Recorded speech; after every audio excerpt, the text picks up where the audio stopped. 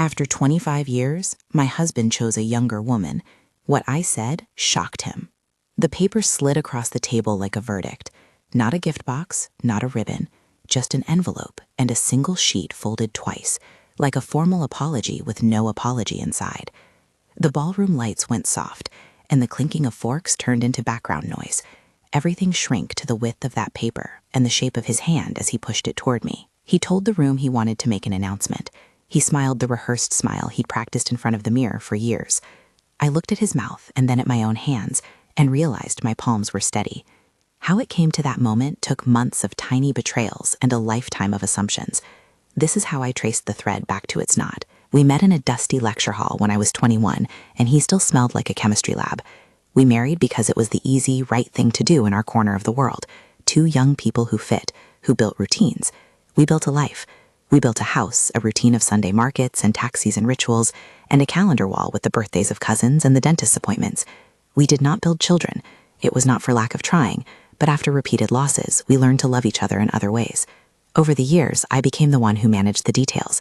The bills, the investments he wanted no part of, the condo mortgage paperwork when his mother suggested another retirement property. He handled the company, the dinners, the charismas at the Chamber of Commerce. We functioned like a well-oiled machine. People assumed we were unbreakable because we'd been together for 25 years. People assumed he was the head and I came second. People were wrong about a lot of things. Those assumptions made his plan easier. At first, they were small things. A calendar reminder he forgot to hide. A voicemail with only a laugh on it. A name that didn't belong in our shared contacts. S. He called it a client. He swore it was work when I asked. He avoided my questions with a smoothness that tasted like old glass, transparent until you ran your finger along it and realized it would cut. There were the evenings he would say he was staying late, then come home with lipstick on his collar.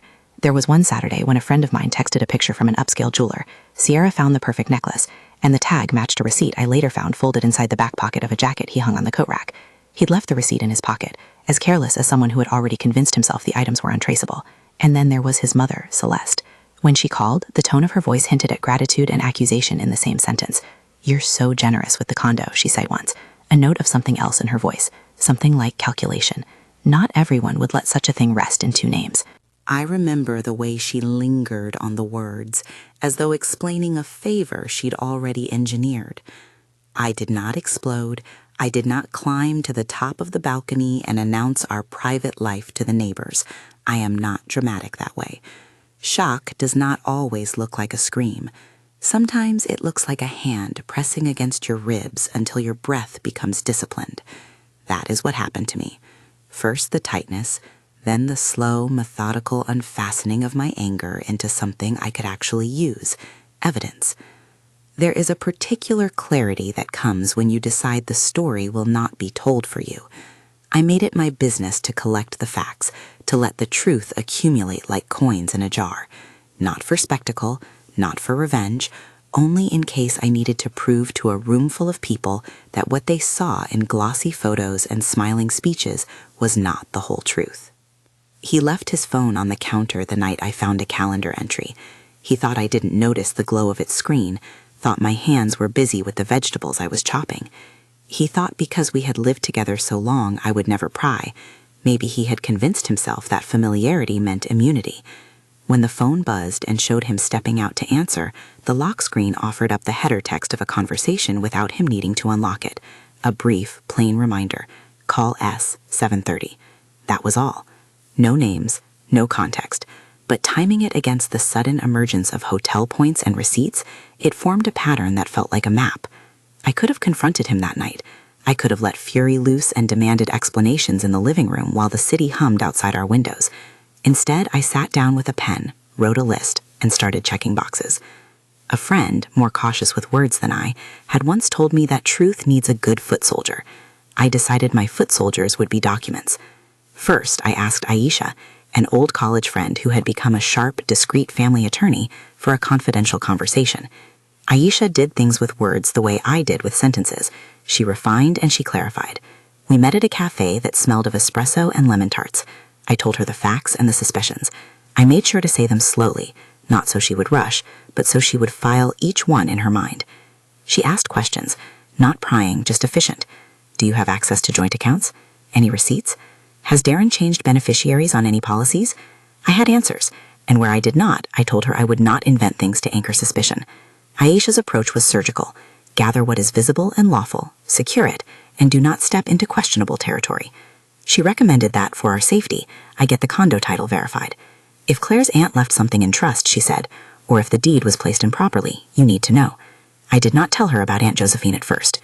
I let Aisha open the door to the professional part of the puzzle. Mr. Perry, a real estate attorney with a dry manner and an impressive collection of cufflinks, confirmed what I had hoped and feared. He looked at the title, then at me, then at the lamp over the desk, like he was trying to pitch the facts against a surface and see what stuck. The condo is in your name. There's a record of a transfer a few years before your marriage. It's a premarital gift, he said. His voice was neutral. That means typically it's considered separate property. He did not say I was invincible. He did not say you will keep it in the way people say things they hope are true. Instead, he handed me a copy of recorded documents with his initials in the corner.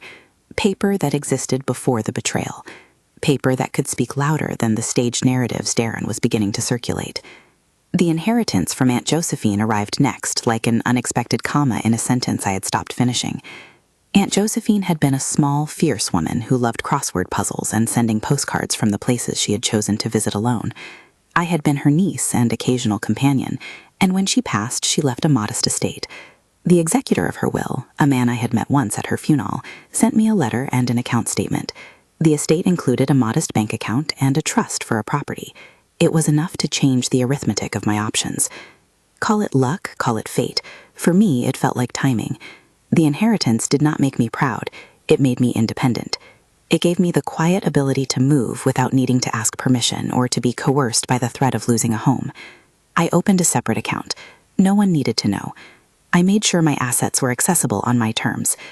The financial part of protecting myself is a dull story compared to the human one.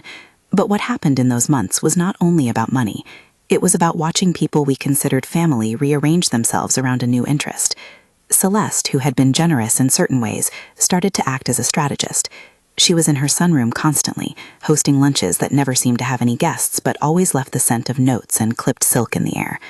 Once, when I stopped to tell her about a community event I was helping, she smiled and said, "It's good you have such secure things, Naomi." The way she said secure was like an appraisal. Sierra was younger than me by a generation. She had been a student at one of Darren's weekend seminars, then an assistant, then a named presence at a small charity gala. She was pretty in the usual way of young people who have not yet learned the language of restraint. She did not understand the gravity of a life shared across decades. I watched her through the lens of someone determined not to be melodramatic. She moved through our social circle like a bright bird, quick and unmoored. I don't condone the choices she made any more than I should be judged for probing them. At the time, she was a face in a crowd, then a name on a credit card receipt, then a young woman with keys to an apartment he had helped secure.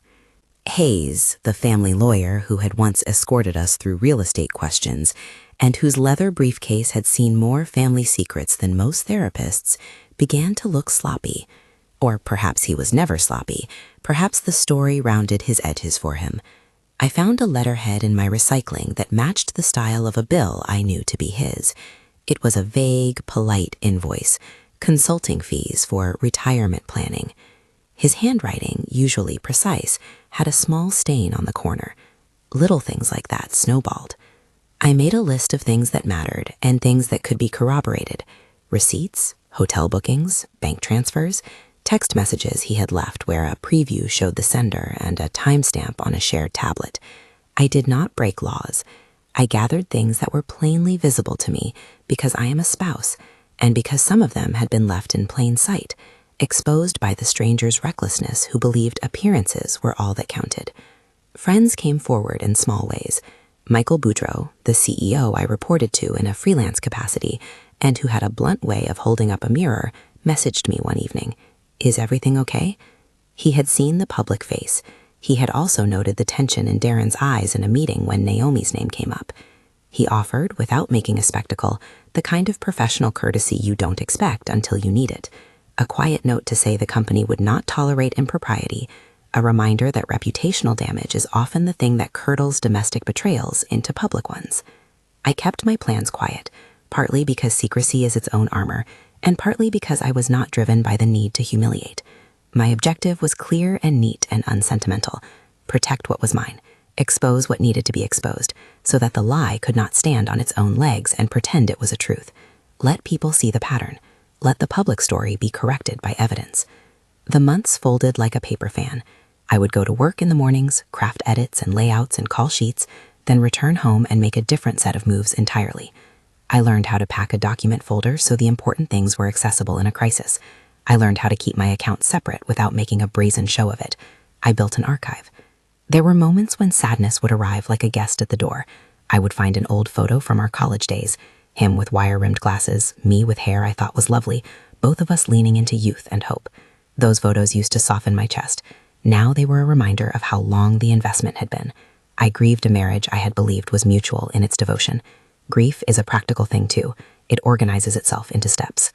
One night, in a small ritual of ordinary defiance, I reheated a frozen dinner and sat at the kitchen island with a stack of papers. Outside, a late summer rain washed the city lights so they looked like blurred coins. Darren was at the piano, practicing a song he said was for our anniversary. He had told me that morning he wanted to make the night special. He had chosen the song months ago. He had been practicing it for weeks. I listened to the wrong chords and thought about how people cultivate songs to accompany untruths. There were gray areas. You can never make a perfect line between what someone has a right to and what feels like intrusion. I stayed on the side of caution. I never installed spyware, never forged anything, never impersonated anyone. I asked questions. I took notes. I saved copies. Everything I had could be handed to a lawyer without making my hands look dirty. A week after Mr. Perry gave me the condo title papers, Aisha and I sat in her office with a folder thick with evidence. It was the sort of quiet that made your conversation feel like a low tide. Nothing flashy, only deep. "You have more than talk," she said. "You have traceable transactions, a property instrument, and an independent inheritance. You are not at the mercy of a staged announcement." She used lawyer's language sparingly. She told me what would likely be practical. Preserve documentation. Do not let the other side dictate narratives in public without response. And consider whether a preemptive statement, civil and factual, could neutralize his planned theatrics. That last part made me laugh softly because I knew a public statement from Darren could be both a knife and a trumpet. He loved the spotlight. He thought he could control it. "Don't go for spectacle," Aisha said. "Go for clarity." Clarity became my mantra. It also became my strategy. At dinner with a few close friends, I told them the truth as I knew it. Not a dramatic confession, but a tidy sequence of facts. They listened, some with anger flickering behind their eyes, some with that particular bewilderment you get when people you admire disappoint you. "If you want us to testify," one said, "we will." They meant it. I believed them because they had been there through small things and big ones, and they had seen me. The anniversary invitation was gold embossed. Darren loved pageantry. He believed in grand gestures the way some people believe in prayers. Performing them makes you feel sanctified. He had rented a ballroom downtown, a space with sweeping columns and a chandelier that made everyone's hair glow. He hired a caterer who hardened puff pastry into miniature sculptures. He invited the sort of people who make good copy in the society pages. There was a band, there were speeches. There was a night that would be remembered, but not for the reason he intended. The days before the event were filled with a strange domestic normalcy. We walked the dog, we made coffee. We spoke about wallpaper colors with a neighbor. All of these small acts were like a stage crew resetting a scene. No one could imagine that underneath the routine, a quietly precise counterplan had been laid. On the morning of the anniversary, I woke earlier than I had in years. I made tea, folded my dress the way I had the last time I wore it to a department gala, and carried a small folder of papers in a leather envelope I had purchased 3 weeks earlier for such emergencies. I put a simple card in it, the sort you contains contact information and legal names, along with Mr. Perry's copy of the title, Aisha's notations, copies of bank transfers showing funds being withdrawn and redirected, hotel bills, and a printout of a message thread that, when viewed in sequence, read like a map. When I left the house, Darren kissed me with that performer's precision, just long enough and then the world back to itself. I did not flinch. He had no idea my hands were steady. He thought he was giving me the element of surprise. At the ballroom, the air smelled faintly of roses and perfume. The light was soft and the chandeliers hung like constellations. Guests smiled in clusters, people who had been our friends and people who were trading social capital that night in favors and silences. Celeste sat at the head table, wearing an expression of satisfaction so practiced it might have been carved. Sierra, gorgeous and slightly unsure, floated on the edge of laughter like someone who had learned to laugh to avoid conversation. Hayes was there too, with a hand on the back of Celeste's chair and a face that refused to show strain. He stood to speak and the room hushed as it always does at moments when someone expects you to hang on every line. He began by thanking everyone, the usual platitudes dressed in charm. He told a story about our first dance, and when he smiled, the room leaned in as if to take the smile with them. He had planned a speech about starting anew, a speech that would reframe his departure as brave and mine as the requisite decorum. I had imagined how he would try to make it look like a cleansing. I sat with my folder on my lap like a calm animal. My breathing was regular. I noticed how his necklace caught the chandelier light, how a bead of sweat formed at the side of his forehead when he mentioned the word change. That was my cue. If you have ever felt betrayed, share below or tap like. There are people who will understand this story in a small, painful way, and your comment helps that connection exist. People often expect a loud scene, glass breaking, door slamming. That is not what happened. He did not rip off a bandage. He smiled, and he slid the envelope toward me as though he were sliding a menu across a table. "I think it's time," he said. "We've both changed. I want to begin a new chapter." I opened the envelope with a flat thumb. The papers inside were precise, legal in tone, and cold in intention. They were not written in the language of love. They were written in the language of division. It is easy to misread the way a word can cut. His eyes watched me as if he were waiting for me to show some predictable reaction, a scalding cry perhaps, a thrown glass, something to make him look like the hurt party. I folded the paper back to its original crease and placed it on the table. I had been given a moment that belonged to him, and I chose, with all the quiet ferocity I had cultivated, to take it apart piece by piece. I did not raise my voice. Instead, I reached into my clutch and took out my envelope. Mr. Perry's papers, Aisha's note, bank statements. My hand did not shake. For a breath, the room held, the way the sky holds before lightning. I stood up, and the sound of my heels on the ballroom floor sounded like a measure. I walked to the microphone. People remember the way a voice can reconfigure a room. Mine was steady. Mine was not a cry of accusation. It was not a plea. It was a reading of facts. I began with dates, with receipts, with names. I spoke of premarital transfers, of inheritances, of accounts that had been moved. I spoke in short sentences. He looked at me like someone who had practiced being the protagonist of a story, and then found himself surprised at being written into a different script. Celeste's smile tightened. Sierra's face went pale. Hayes's jaw worked like a machine with a stuck cog. I remember the exact moment when the sound in the room shifted, a murmur, then a rustle, then the click of a phone. In an era where every public moment risks being captured, our private unraveling was not going to remain our secret. Yet even without the cameras, the people who mattered, the ones whose votes, whose loyalties, whose testimonies would count, began to whisper and lean toward me like gravity. I did not lecture, I read. I handed copies to the maitre d', to Susan from our neighborhood association, to a friend who had a way of looking after people in public. I did it with the calm of a person who trusts paperwork more than rhetoric. When I reached the part about the hotel receipt and the transfer for an apartment setup, Sierra's hand flew to her mouth. Someone in the back started to mutter. Darren's face went the color of paper. He had expected a scene. He had not expected the evidence to be unspooled in such a public, incontrovertible way. That is where I leave this part of the story, before the lights change, before the room erupts, before the legal machinery begins its deliberate turn. There are things that happen in the aftermath. Calls made, accusations flung, social media spinning a web I did not intend. There are the quieter battles too, phone calls that come at midnight, the knitting together of a new life thread by thread. I can tell you without finishing the tale here that gathering truth is not the same as winning. It is not even the same as closure. But it is the point at which you stop being the subject of someone else's story and become the author of one that is yours. When the microphone was in my hand and the papers were in my lap, I felt neither hatred nor triumph. I felt something steadier. The knowledge that the next steps would be executed with intention, that the parts of my life that were mine would remain mine, and that there was a future on the other side of this moment. The chandeliers glittered, and the city outside continued its indifferent pulse. The room leaned in. He had planned a spectacle for humiliation. He had not planned for the dignity that comes when a person chooses to protect herself, not from spectacle, but from theft. There were phone calls to make after that night.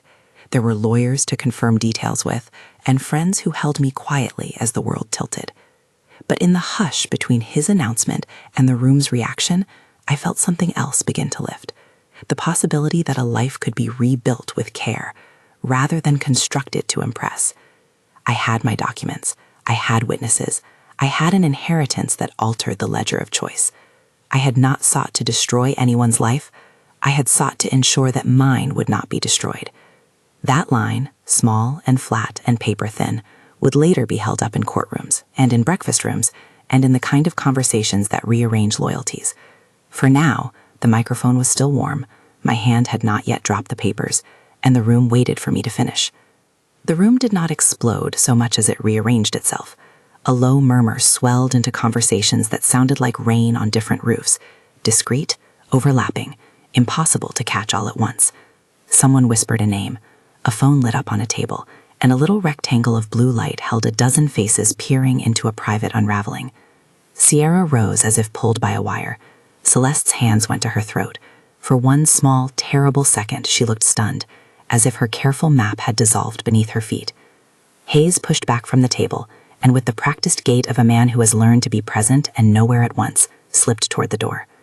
He tried to speak. The sound that came out of his mouth was thin and rehearsed. "Naomi," he began, as if to pin a label on a thing that had already been unstitched. I did not answer. The papers were still in my hand. My voice had done what it had to do. Now the rest would be machinery. People talking, people deciding. That is what public moments become once truth is given shape. The slow turning of levers, the exchange of looks that mean negotiations have begun. Someone cleared a throat. A friend, Susan, who had been a neighbor for years, came up to me and folded my arm into hers. Her eyes were wet, but she did the thing friends do better than anything else. She made space. "Let's step outside," she said, but I shook my head. "No," I said. There was a firmness in the word that surprised even me. "I'll stay." There were questions, yeses and nos, a few cried-out accusations, a scattering of the word shame like confetti. Darren stood frozen because for once the script he had written did not fit his life. He tried to salvage a speech, to cloak what he had done in a narrative about change and growth. He faltered. His voice cracked on the word change, the way a line cracks where it has been bent too many times. Sierra fled before anyone could get to her. She went past the flowers and the servers, hair loose and lipstick smudged, and disappeared into the back corridor where the caterers kept extra plates and the staff took smoke breaks. Later, a mutual friend would say she had seen Sierra collapse in a delivery van, face in her hands, and that she had not even reached her car before someone had filmed her and the clip spread like a stain. The next 48 hours were two things at once, a fog of calls and the bright, unstoppable clarity of footage. Someone had filmed the moment I reached for the microphone. Someone else had captured Celeste standing up and hurrying to the restroom with a face like a struck clock. The video, a clip no longer than a minute, traveled with the velocity of contraband. It landed in inboxes and news feeds and on the phones of people who had been there and those who wished desperately they had not been. I replayed the clip only once, and only to see how it looked to others. On screen, my voice was even, my posture composed. My face, in that half-second caught by someone with an instinct for spectacle, looked like someone who was tired but not broken. The clip painted me in a light I did not expect to be flattering. People called with support. People called with demands. People called with predictions. The noise felt relentless and tiny at the same time. Darren's phone went silent. Not completely. His assistant sent polite texts, the kind that try to shepherd chaos into shape. But the calls from his colleagues stopped, one by one, with a strange politeness that was actually self-preservation. Michael Boudreau sent a message that afternoon, a single unadorned line that read, "I'm here. Call me when you can." He did not offer platitudes. He offered stability.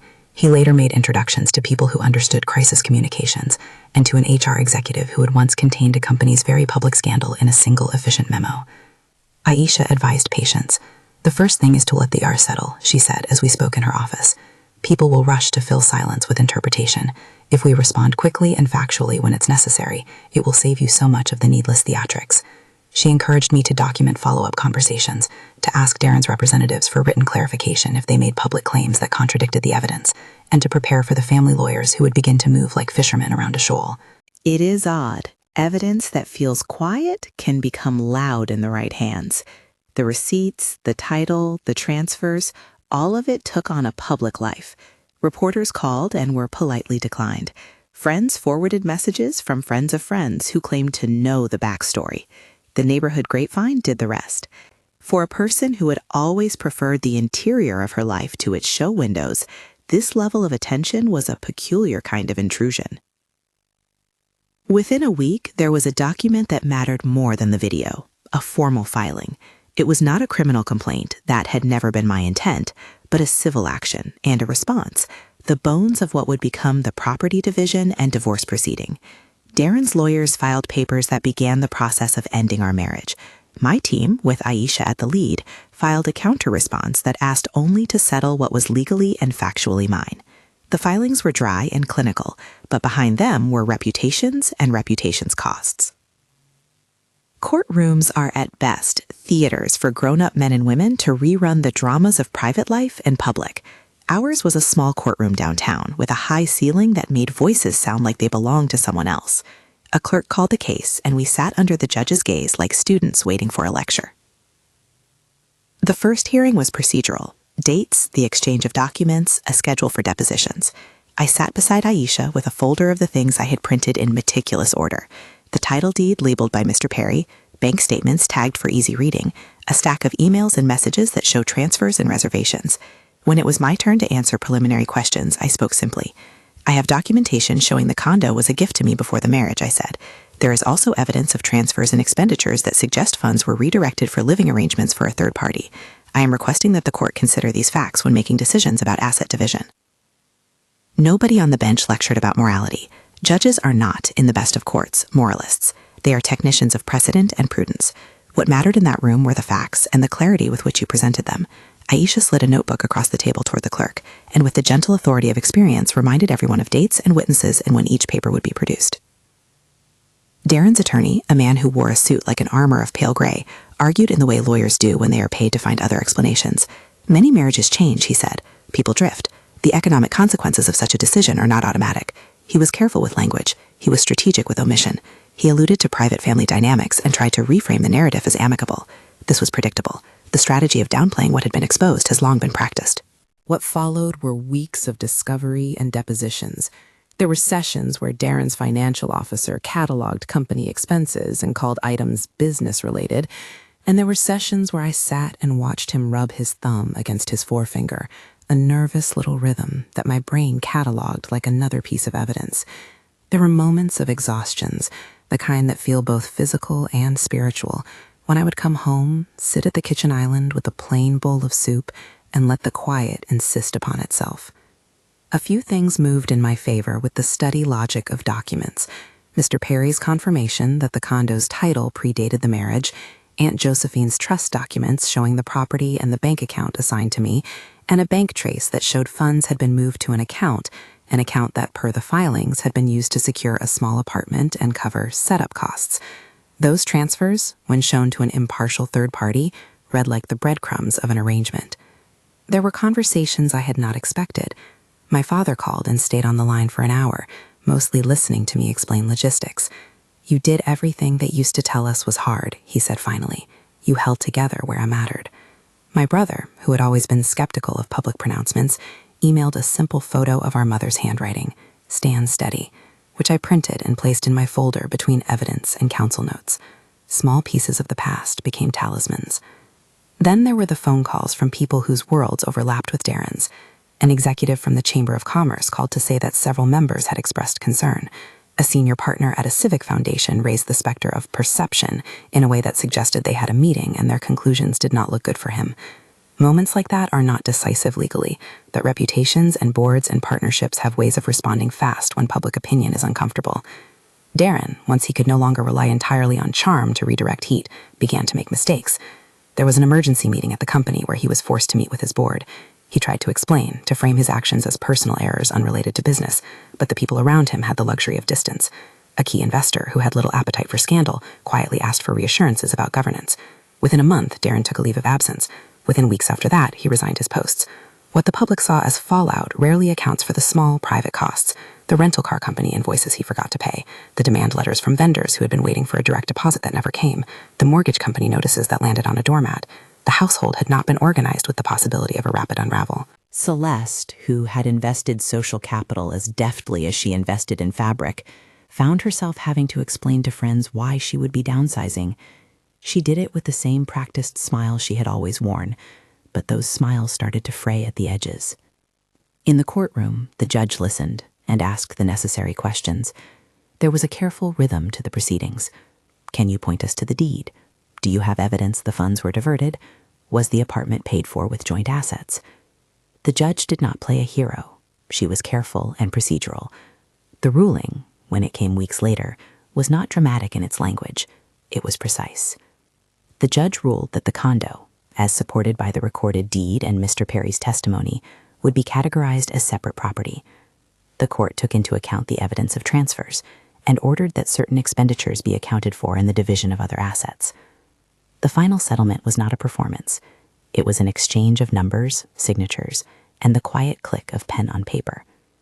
Indefino would have been a fair description of what I considered any legal instruction for others. Outcomes like this hinge on jurisdictions, judges, and the particular facts presented. In our case, the decision left me in possession of the condo and secured from being required to pay for his debts or to provide alimony in the measure he had expected. It did not settle everything.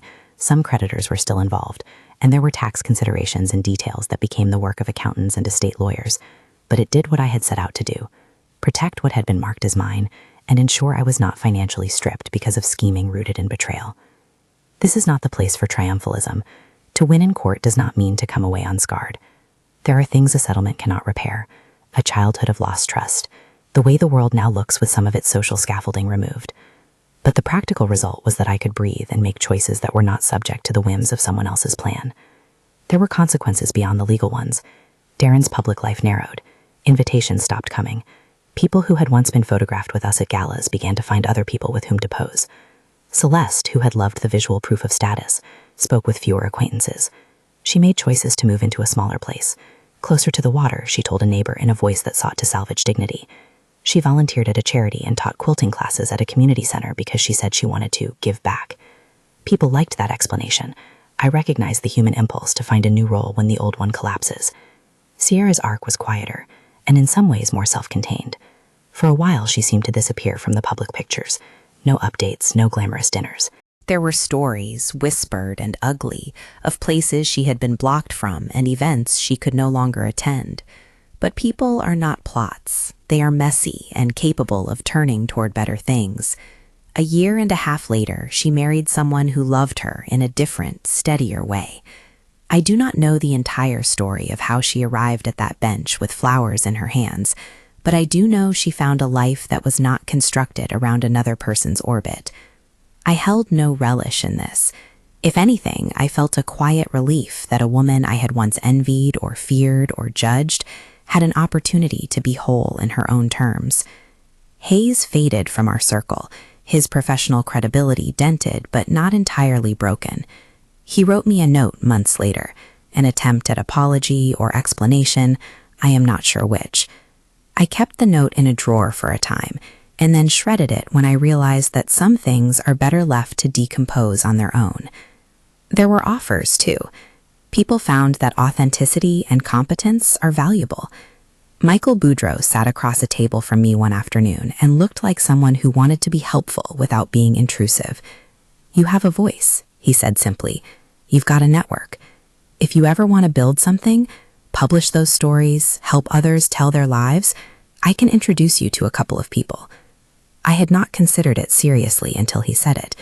My days had been full of recovery and accounting, but beneath them was an old hunger, one that had always preferred the quiet labor of editing other people's sentences to public display. The idea of starting a small press felt less like an escape and more like a return to a place where I had always felt competent. The publishing business was modest at first. We rented a small office near the water, a sunlit room with shelves for paperbacks and a tiny espresso machine that kept the staff mildly caffeinated. We called the imprint Sterling Press. I hired an editor who loved language the way I did and a young marketing coordinator who could think in hashtags and human stories simultaneously. We began with memoirs and essays, with women's stories that were not always pretty, but they were honest. The first book we published was about a woman who had rebuilt a life after abuse. The launch was small, a coffee table and a reading list, and the turnout was tender and generous. We managed finances conservatively. The inheritance from Aunt Josephine gave me a cushion, but the press's success came inch by inch. The right reviewer, a local bookstore that agreed to carry a title, a reader who wrote an email saying a book had helped her sleep for the first time in months. Those notes were currency of a different kind. I moved to the condo eventually. It felt like a reclamation, not of property as a weapon, but as a place to sit and think, to plant herbs on a balcony, to invite friends for a dinner where plates were not the measure of love. Miami appealed to me. The light there was warmer and had a way of making mornings feel like beginnings. I found a small apartment with a view of the waterline and a neighbor who baked sourdough and left loaves in the hallway for people to take. The rhythms of the press and the quiet life stitched together. I traveled to a few book fairs, read in small venues, and met other women who had slices of stories I recognized. Cleverness turned toward survival, moments of righteous anger, and a capacity to keep building. The work of publishing is, at its best, the work of attention. We paid attention to manuscripts and to the people who wrote them. In time, the press became known for a particular care, the sort that treats a manuscript as if it were a person waiting to be understood. We had our small successes, a regional award, a feature in a magazine, a bestseller in a narrow category. Money came in slow and steady, but what sustained me was that the activity made sense in my hands. There were quieter victories. I learned to enjoy Saturdays without a calendar that looked like a courtroom docket. I learned the difference between being busy and being occupied by purpose. I took a ceramics class and learned how to wedge clay until it stopped rebelling. I bought a small radio, and on Sunday mornings I would make a pot of tea and listen to a music program that smelled like the sea. The small domesticities were, at first, almost suspiciously simple. They felt like privileges I had to earn. But I earned them the way anyone earns a life, by committing to the small daily acts that are not dramatic and never make for compelling footage. Months after the settlement, Darren sent me a letter. It arrived in a typed envelope and was, in its way, perfectly banal. He wrote about adjustment and regret in a tone that was careful as a press release. He asked whether we could meet to divide a small set of photographs and to speak plainly, in a way that suggested he wanted an ending that would not disturb the parties involved. He signed it with his full name and a postscript asking if I had found peace. I placed the letter face down on the kitchen table. For a long time I thought about how to respond.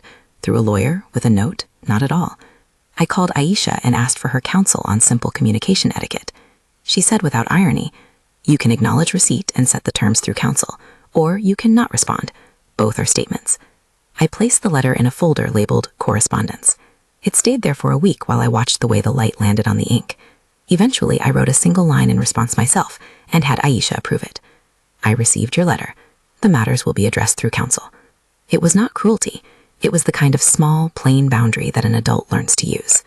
It allowed him to continue with whatever version of closure he wanted, while allowing me to keep my days uncluttered by requests for performances of pain. People will ask whether I felt triumph when my life steadied. The honest answer is that I felt relief first, then a cautious hope, then a quiet pleasure in ordinary things. Triumph feels loud. Relief is a gentler thing. It allows you to notice the small details again, the sound of a rain gutter spilling like a tiny river, the way hibiscus petals fall into a glass of water, the way a friend knows exactly when to send a message that says simply, "Come by tonight." As the press grew, so did the community around it.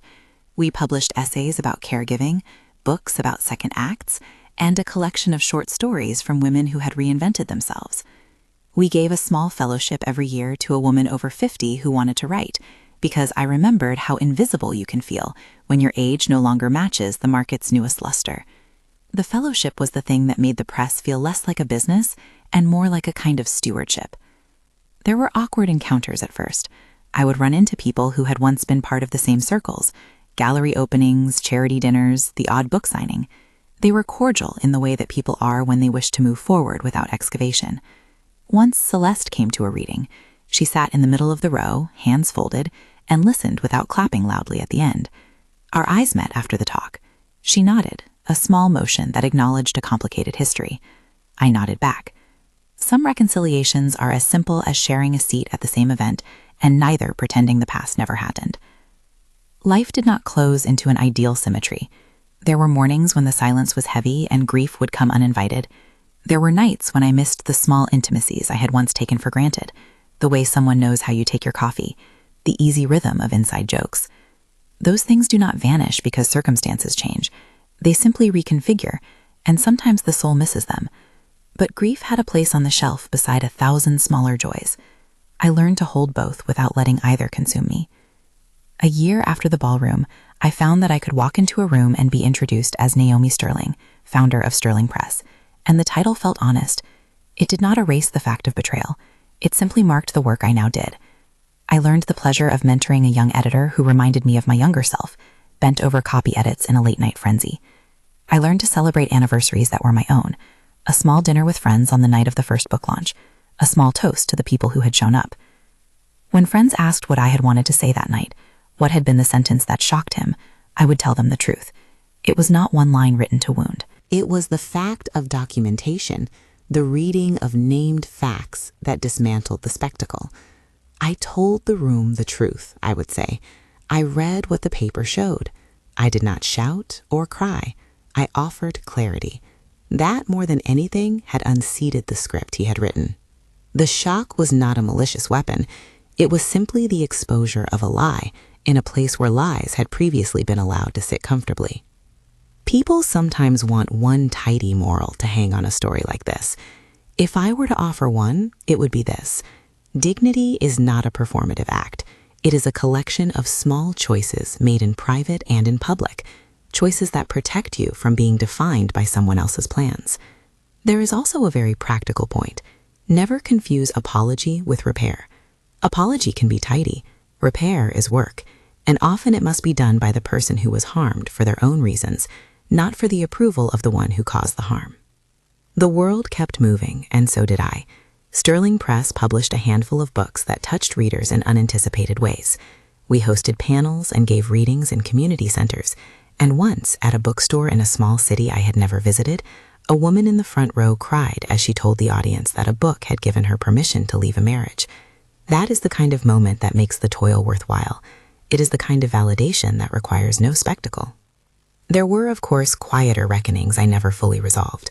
I sometimes thought about Darren in the mornings, and not out of desire, but as a catalog of what had been. I wondered whether he had ever felt the hollow of a life built around taking and not giving back. I imagined him sitting in a smaller house, his social calendar emptying like a cup. Those imaginations were not fuel for gloating. They were just a human way to process the absence of what had been. In the end, I filed his final letter in a folder I kept for correspondence, and when the folder became heavy enough, I took it to a recycling bin and let the papers go. There is a small satisfaction in watching a pile of things you no longer need dissolve into something new. I will not pretend every day is perfect. Life offers its ordinary sorrows: aging parents, friends who move away, the occasional failure of a book to find an audience. But there is a steadiness to mornings now. The way sunlight arranges itself across the kitchen counter, the way my cat, yes, I now own a cat, a short-haired creature named Wilbur who believes he is in charge, likes to sleep on a stack of manuscripts, the way a neighbor leaves overripe tomatoes on my doorstep. These are not grand narratives. They are evidence of a life that keeps being made. If you ever find yourself watching someone else plan a humiliation or find evidence of betrayal in quiet ways, the lesson I took was not to let spectacle be the only language available to you. Documents and calm and counsel are unglamorous, but they are effective. Protect your rights, yes, but more than that, protect your agency, the ability to make choices that keep you safe and allow you to build a future. There is a small plaque at Sterling Press now with a phrase I chose because it felt like an instruction and a benediction. We publish to give voice, not to incite. I read it sometimes when the office quiets in the afternoon. It reminds me of what happened and what I wanted to become. If you've ever been on the receiving end of betrayal and found your hands shaking as you sorted the facts, I hope you find warmth here in knowing there is a way forward that does not require you to become someone you are not. There is tender company in the small tasks of rebuilding. There is patience in the books you will read and the friends who will hold you without needing you to explain every detail. I still remember the sound of paper sliding across a table like a verdict. I remember the breathless hush of the room as the microphone warmed in my hand. I remember the precise way the chandeliers caught on a bead of sweat at the corner of his mouth. Those images remain, but they don't define today. What defines today is a stack of manuscripts waiting for an editor's eye and the smell of coffee in a place that I call mine. If this story struck a chord, if you've ever had to collect the facts before saying the truth, Please subscribe and watch more. There are many lives with seams to be mended, many small victories to be celebrated, and I would like to tell a few of them.